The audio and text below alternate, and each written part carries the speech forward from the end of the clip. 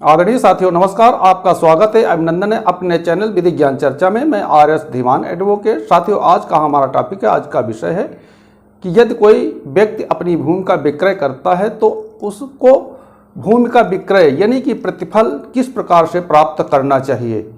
तो सबसे पहले हम देख लेते हैं कि प्राप्त करने के क्या नियम हैं, कितने प्रकार से प्राप्त किया जा सकता है। तो साथियों हमारे चैनल पे जो हमारे व्यूवर्स अभी नए हैं, अभी तक हमारे चैनल को सब्सक्राइब नहीं किया, चैनल को सब्सक्राइब कर ले और वीडियो को शेयर भी कर देना और लाइक भी करना। तो आइए देखते हैं साथियों, विक्रेता को भूमि का विक्रय मूल्य कैसे प्राप्त करना चाहिए। विक्रय मूल्य यानी प्रतिफल प्राप्त करने के कई तरीके हैं, जैसे चेक के द्वारा, RTGS द्वारा, गूगल पे द्वारा, फोन पे द्वारा, पेटीएम पे द्वारा, DD द्वारा और नगद। तो सबसे पहले हम देखते हैं चेक के द्वारा। यदि कोई भूमि का मालिक अपनी भूमि का विक्रय करना चाहता है या विक्रय कर रहा है तो उसे चेक से पैसा कभी नहीं लेना चाहिए। चेक से पैसा लेने पे आपकी चेक बाउंस हो जा सकती है और बाउंस होने की स्थिति में आपको उसके लिए मुकदमा दायर करना होगा और वो सालों साल 2, 3, 4, 5 साल तक मुकदमा चल सकता है।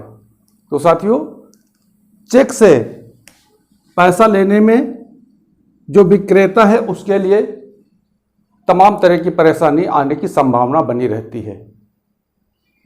उसके बाद हम देखते हैं RTGS। RTGS अंतर का एक बहुत ही अच्छा साधन है।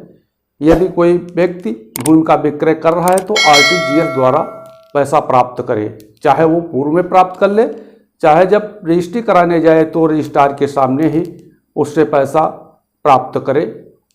और उसके बाद हम देखते हैं गूगल पे द्वारा। गूगल पे द्वारा साथियों यदि 1 लाख तक की कीमत आपको लेनी है, 1 लाख आपका भूमि का विक्रय मूल्य है या 1 लाख ही रुपए लेने हैं तो गूगल पे से भी प्राप्त कर सकते हैं। फोन पे द्वारा, फोन पे द्वारा भी 1 लाख रुपए तक प्राप्त किया जा सकता है और पेटीएम के द्वारा भी 1 लाख रुपए तक प्राप्त किया जा सकता है। अब देखते हैं DD के द्वारा। DD ये डिमांड ड्राफ्ट होता है। बैंक में यदि किसी का पैसा जमा है, उसके खाते में पैसा है तो उसी खाते से उसका DD बना दिया जाता है।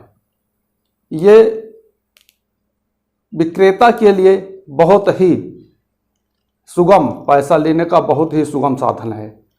यदि DD से आप पैसा लेते हैं तो आपको कभी किसी प्रकार की धोखा या फ्रॉड आपके साथ नहीं होगा। उसके बाद नकद देखते हैं। नकद में साथियों प्रत्येक बैनामे में आप मात्र 20,000 रुपये ही नकद ले सकते हैं और इसमें DD द्वारा चाहे जितना पैसा हो, चाहे जितना पैसा हो, लाख, 2 लाख, 4 लाख, करोड़, DD द्वारा अदा किया जा सकता है और RTGS द्वारा भी चाहे जितना पैसा हो अदा किया जाता है। चेक द्वारा भी अदा किया जा सकता है, लेकिन चेक लेने में जो विक्रेता है उसको दिक्कत हो सकती है, परेशानी उठानी पड़ सकती है और उसके साथ फ्रॉड भी होने की संभावना रहती है। तो साथियों हमने देखा कि विक्रय मूल्य प्राप्त करने के कई ढंग हैं, कई तरीके हैं।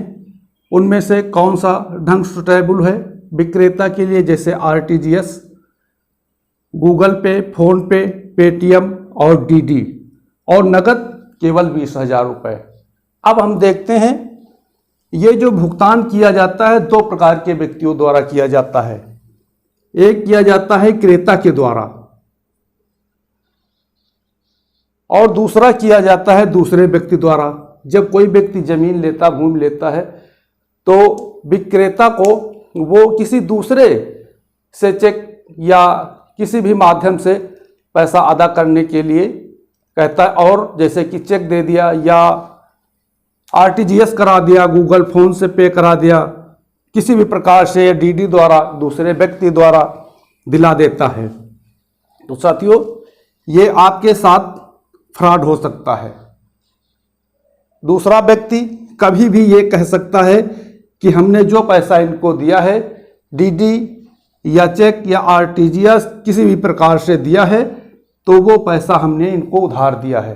मैंने इस भूमि के संबंध में, जो भूमि विक्रय हुई है उसके संबंध में मैंने पैसा नहीं दिया है, और पैसा हड़प करने के लिए बैनामे में इसको सबमिट किया गया है, इसका विवरण दिया गया है, ताकि ये समझा जाए कि मैं उधार पैसा नहीं दिया है। ये बैनामे की निस्बत, भूमि की निस्बत किसी व्यक्ति द्वारा दिलाया गया है, नहीं क्रेता द्वारा दिलाया गया है। लेकिन किसान को दूसरे व्यक्ति से कभी भी पैसा नहीं लेना चाहिए। विक्रेता को दूसरे व्यक्ति से कभी भी पैसा लेना नहीं चाहिए, चाहे वो जिस माध्यम से हो, चाहे चेक द्वारा दे रहा हो, चाहे आरटीजीएस द्वारा, चाहे गूगल पे, फोन पे, पेटीएम, डीडी द्वारा, नगद किसी भी प्रकार से दे रहा है, तो विक्रेता को कभी लेना नहीं चाहिए।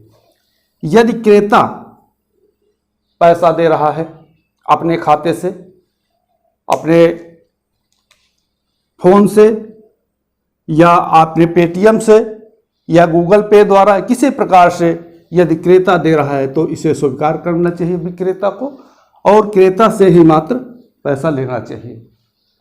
तो साथियों, आज हमने देखा कि विक्रेता को भूमि का विक्रय मूल्य कैसे प्राप्त करना चाहिए, और प्राप्त करने के कौन कौन से तरीके हैं, कितने प्रकार से प्राप्त किया जा सकता है, उनमें से कौन कौन सुटेबल रहेगा, कौन कौन भुगतान आपके लिए अच्छा होगा और कौन कौन खराब होगा, ये हमने देखा। और ये भी देख लिया कि किसके द्वारा भुगतान लेना चाहिए। यदि दूसरा व्यक्ति भुगतान कर रहा है तो कतई नहीं लेना चाहिए, भुगतान कतई स्वीकार नहीं करना चाहिए। सीधा जो भूमि आपकी खरीद रहा है, यानी कि क्रेता जो है, उसी से पैसा लेना चाहिए। तो साथियों, हमें पूरा विश्वास है कि आप समझ गए होंगे कि भूमि का विक्रय मूल्य यानी कैसे प्राप्त करना चाहिए, यानी कि जो प्रतिफल है कैसे प्राप्त करना चाहिए। तो साथियों, हमारे चैनल पे जो अभी हमारे व्यूअर्स नए हैं, अभी तक हमारे चैनल को सब्सक्राइब नहीं किया है, हमारे चैनल को सब्सक्राइब कर लें, वीडियो को शेयर भी करें और लाइक भी करें। तो साथियों, आज के वीडियो में बस इतना ही। अगले वीडियो तक के लिए नमस्कार।